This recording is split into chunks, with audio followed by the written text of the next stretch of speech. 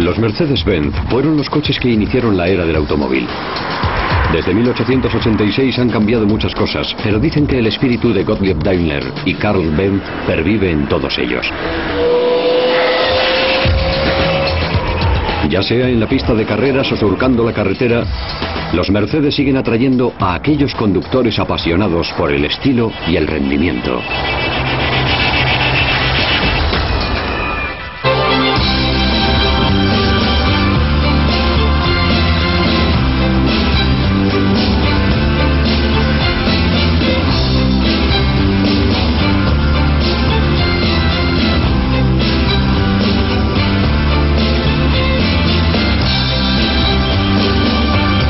Grandes coches. Mercedes.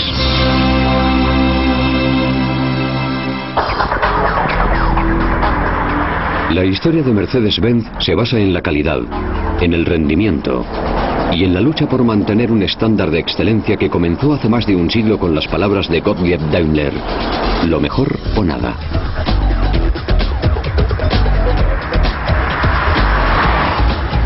Hoy, Mercedes es conocida por sus coches de lujo de alto rendimiento, así como por sus civilizados vehículos todoterreno.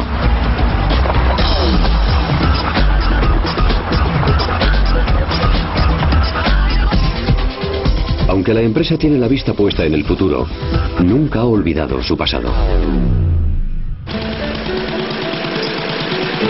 Gottlieb Daimler fue el primero que descubrió una amplia variedad de usos para los motores de combustión interna de gasolina. El éxito de su primer vehículo, una motocicleta, le convenció de que instalar un motor en un carruaje le permitiría reemplazar al caballo.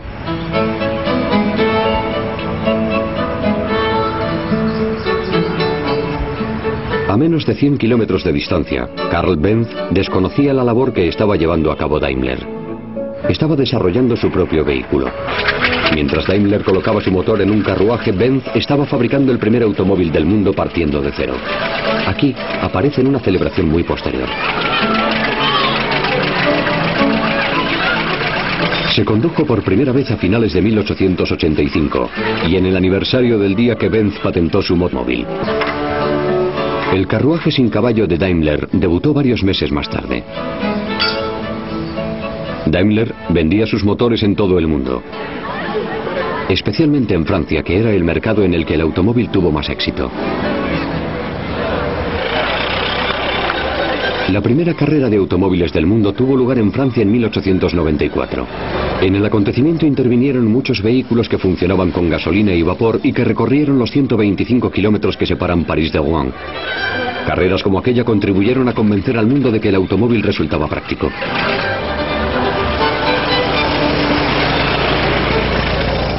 Los primeros ganadores conjuntos del premio fueron Peugeot y Panhard, y ambos llevaban motores Daimler.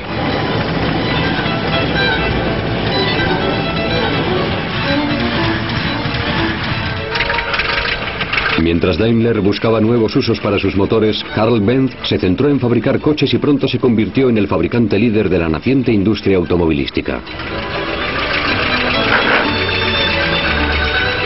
En 1900, Benz ya había fabricado más de 2000 vehículos y se había convertido en el mayor productor de coches del mundo.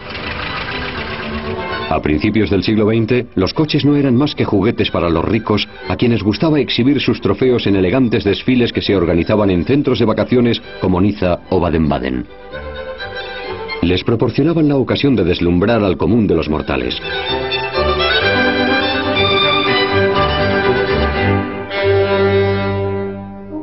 Un empresario de éxito austriaco, Jamil Jelinek, que vivía en Niza, fue uno de los primeros admiradores del automóvil. Se ofreció a adquirir 36 coches a Daimler si fabricaba un modelo que ganase la siguiente carrera local.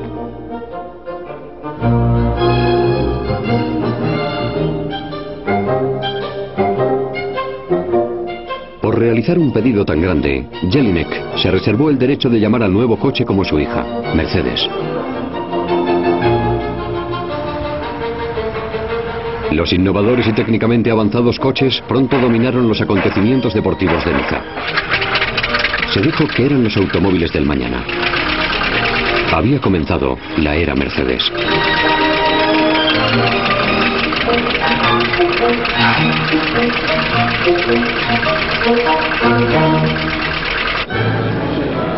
Las carreras eran el campo de pruebas de los automóviles y la competición más importante a principios del siglo XX era el Grand Prix del Automóvil Club de Francia.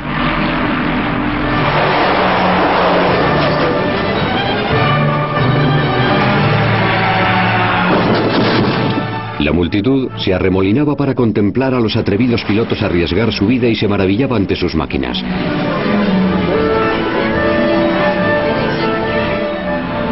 En el Grand Prix de 1908, Christian Lautensbacher condujo un Mercedes a la victoria y registró una velocidad media de 110 km por hora. Los coches Benz terminaron en segunda y tercera posición.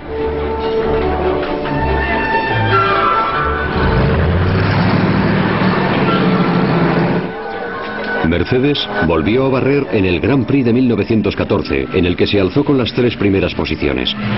Pero las victorias alemanas recibieron una fría respuesta por parte del público francés. Ya se presentía la guerra, que comenzaría solo un mes después.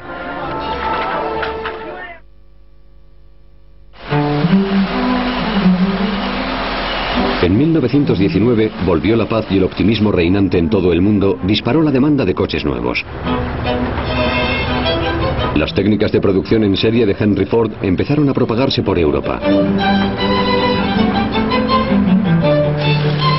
Aunque Alemania se encontraba económicamente hundida, contaba con más de 80 fabricantes de coches. Desgraciadamente, muy pocos alemanes podían permitirse un coche. Para poder sobrevivir, los 2 pioneros de la industria, Daimler y Benz, decidieron sumar fuerzas. La nueva empresa Daimler-Benz se creó en 1926. El origen de la famosa estrella de 3 puntas no está muy claro. Unos creen que se trata de la estrella de la suerte de Gottlieb Daimler. Otros creen que se refería a los viajes por tierra, mar y aire. Se combinó con la corona de laurel de Benz y el nombre de Mercedes-Benz acabó adornando una serie creciente de modelos.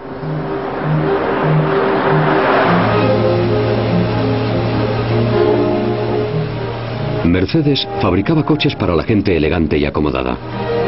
La empresa manufacturaba una gama de coches atractivos que no necesitaban que los conductores se vistieran a propósito para conducirlos. Podían llevar ropa de calle normal, arrancar y partir.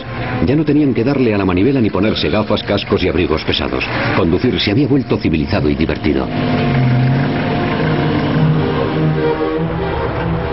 Los coches que salían de la planta de producción en serie conjunta permitieron a Daimler-Benz sobrevivir y prosperar. Se empezó a desarrollar modelos nuevos y atractivos. Mercedes inauguró la era de los supercoches en 1927 con el SK y después con el todavía más potente SSK.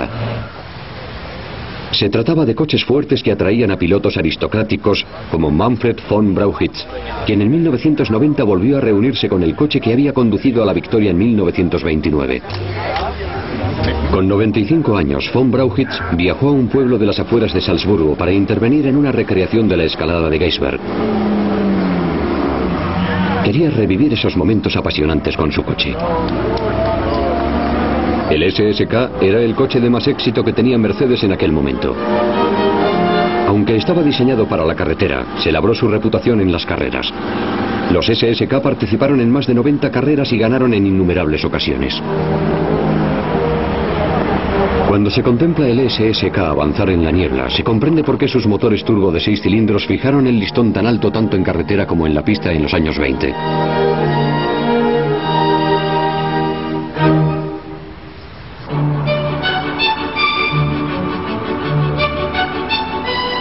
Mientras el SSK ganaba carreras, se estaba gestando una nueva generación de coches de pasajeros. En 1934, Mercedes lanzó el Roadster 500K Special, que en la actualidad constituye uno de los coches del mundo más codiciados por los coleccionistas.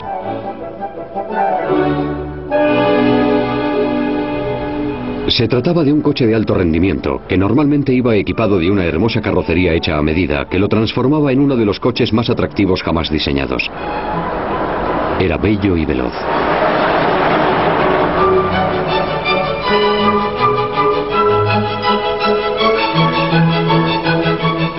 Tenía un potente motor de 8 cilindros y 5 litros que generaba una potencia de 100 caballos. Pero cuando se pisaba el acelerador hasta el fondo, el cargador le confería una potencia adicional de otros 60 caballos. Este 500K de 1936 fue adquirido originalmente en Inglaterra por un acaudalado corredor de seguros que lo vio expuesto en el Salón del Automóvil Olympia de Londres.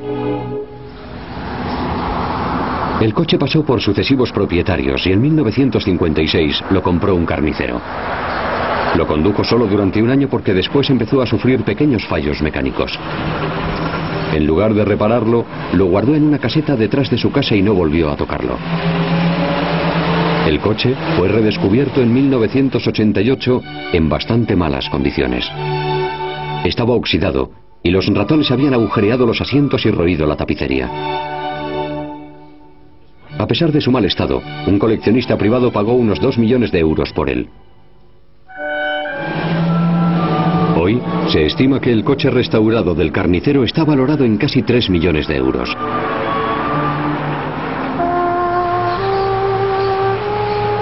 En 1936, Mercedes presentó un nuevo modelo turbo, el 540K. Era el paso natural a seguir después del 500K. Se trataba básicamente del mismo coche, pero con un motor más grande, con más caballos de potencia. Una vez más, diferentes carroceros diseñaron espectaculares carrocerías a medida para este modelo singular. En la segunda mitad de los años 30, el 540K era el vehículo de gama más alta de Mercedes. Hoy en día estos coches, muy solicitados por los coleccionistas serios y ricos, cuestan millones de euros. El 500K y el 540K representaron un máximo al que solo aspiraba la gente que podía permitirse los mejores coches y los más rápidos.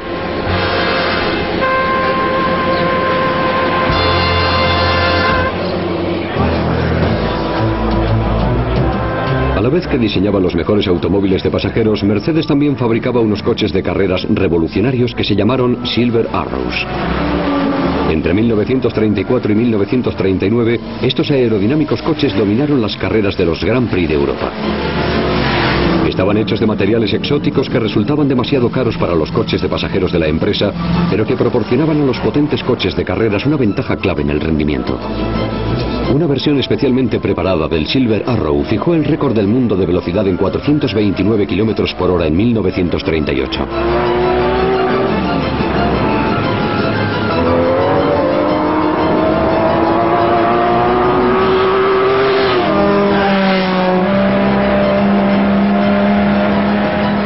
Los pilotos, que no llevaban cinturones de seguridad y vestían cascos de tela, se convertían en héroes como las estrellas de cine de hoy en día, para las hordas de aficionados que acudían a ver sus hazañas que desafiaban a la muerte.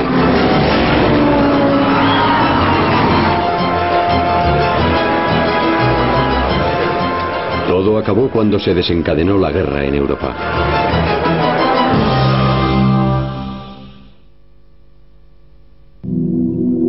Cuando terminó la guerra, Daimler-Benz había desaparecido prácticamente. Reconstruir la empresa y volver a crecer exigiría un esfuerzo extraordinario. El boom de la demanda de automóviles en la posguerra contribuyó a su recuperación.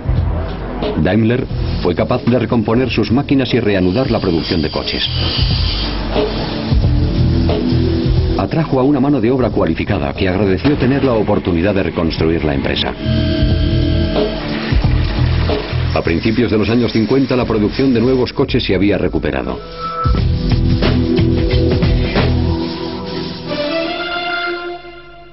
La empresa fabricaba coches para distintos presupuestos. Para quienes podían permitirse el lujo y el alto rendimiento estaba el 300S. Su motor de 3 cilindros y 3 litros enseguida se exprimió al máximo y dio vida al espectacular 300SL, siglas de Deportivo Ligero en alemán. El 300SL entró en escena en 1952. Su motor de alta revolución se instaló tanto en cupés como en deportivos. Este modelo ganó o quedó en segunda posición en todas las grandes carreras en las que participó, incluidas Le Mans y la apabullante carrera panamericana de 35.000 kilómetros de recorrido. Fue Un regreso a la competición triunfal. En 1954 Mercedes ya estaba lista para entrar en el circuito de Fórmula Grand Prix con el W196. Este modelo debutó en el Grand Prix de Francia y copó los 2 primeros puestos.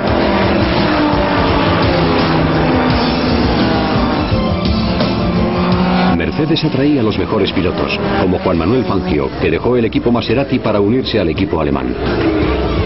Su primera temporada en Mercedes con el W196 le deparó el título de campeón del mundo. En 1955, Mercedes continuó destacando en las pistas de carreras mundiales. Creó grandes expectativas a su regreso a Le Mans, donde competiría con los mejores coches del mundo, como Ferrari, Porsche o Jaguar, y con los mejores pilotos.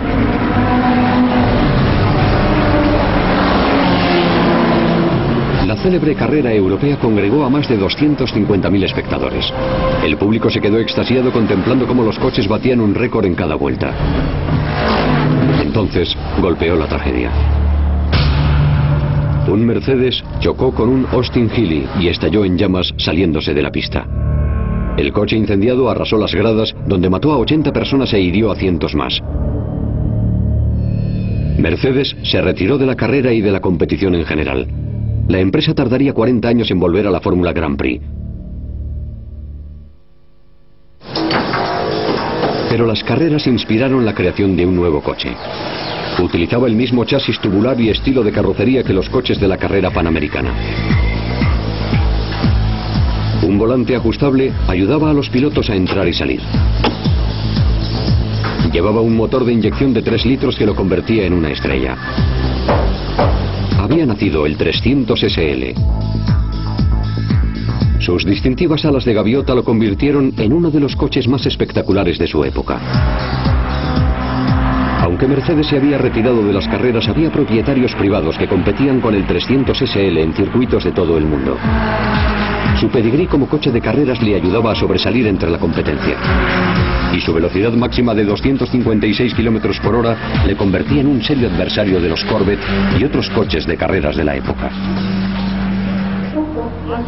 Se convirtió en un objeto de culto para las celebridades y los aficionados a los coches. Muchas de las 1.400 unidades del modelo 300 SL que se fabricaron han sobrevivido hasta la actualidad.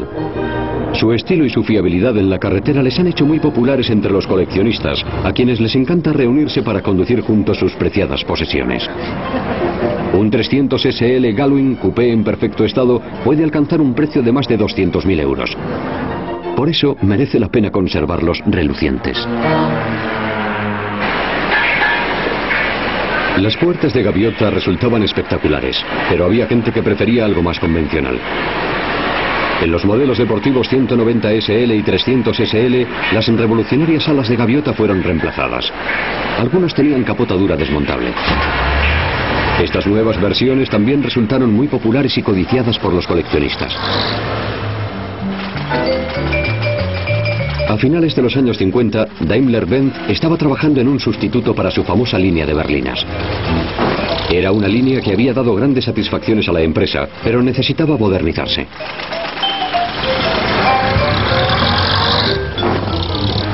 En 1959 empezó a salir de las fábricas una nueva línea, equipada con alerones de inspiración estadounidense. Hoy a estos coches se les llama los modelos con aletas. Pero su aspecto más relevante se encontraba bajo la elegante y espaciosa carrocería. Eran coches que marcaron un antes y un después en lo que concierne a medidas de seguridad. Fueron los primeros modelos en cuya fabricación se utilizó un proceso patentado para reforzar el compartimento de pasajeros y detectar zonas de impacto delanteras y traseras. Estas zonas de impacto absorbían la fuerza del choque y creaban una zona de seguridad para los ocupantes del coche. No se convirtieron en un diseño común en la industria hasta bastantes años después.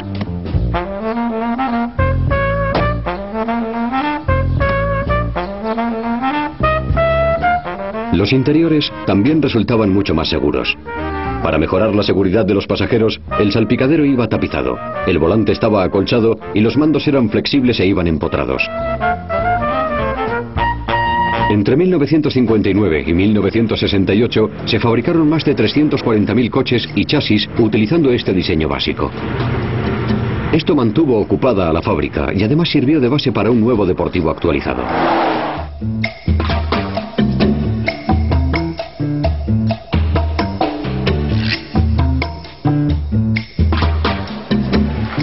El nuevo 230 SL se presentó a los medios en 1963.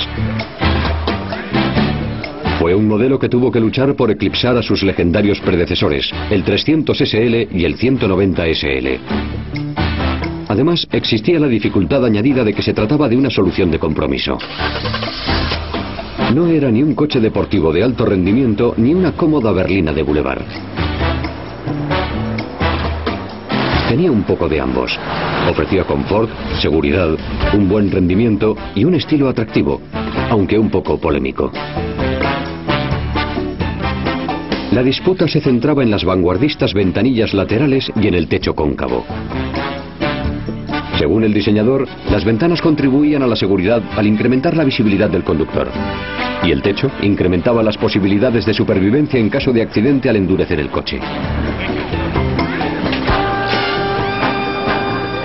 Al principio la gente no estaba muy segura de qué pensar cuando veía uno por la calle.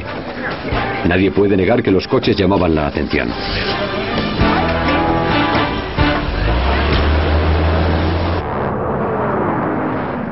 Si bien el 230 SL y su sucesor el 280 SL no fueron famosos por su rendimiento, sí que registraron algunos éxitos en rallies.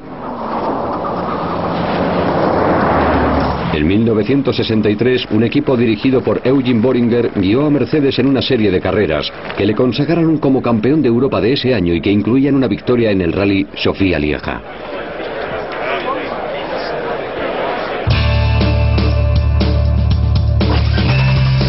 En 1971 se lanzó un nuevo deportivo, el 350 SL, que continuaba la tendencia al aumento de la seguridad, el confort y el lujo de toda la línea de productos de la empresa. El bajo consumo también era una preocupación a causa del incremento del precio de la gasolina. Aupados en el lujo y el rendimiento, estos modelos ocuparon un nicho de mercado que ninguna otra empresa sabía satisfacer.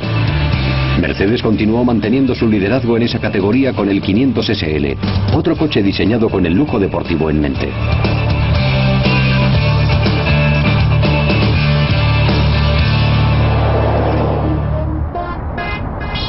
Aunque se había convertido en una potencia mundial en el segmento de lujo y alto rendimiento, los ejecutivos de la empresa creyeron necesario buscar un socio que les ayudase a competir en el mercado internacional. En noviembre de 2000, Daimler-Benz y Chrysler se unieron en lo que se denominó una fusión entre iguales. Su objetivo era proporcionar a cada socio algo esencial que le faltaba. Chrysler obtenía una mayor presencia fuera de Estados Unidos y Daimler-Benz se beneficiaba de una sólida experiencia en el mercado de masas, a la vez que se abría las puertas al mercado más grande del mundo, Norteamérica.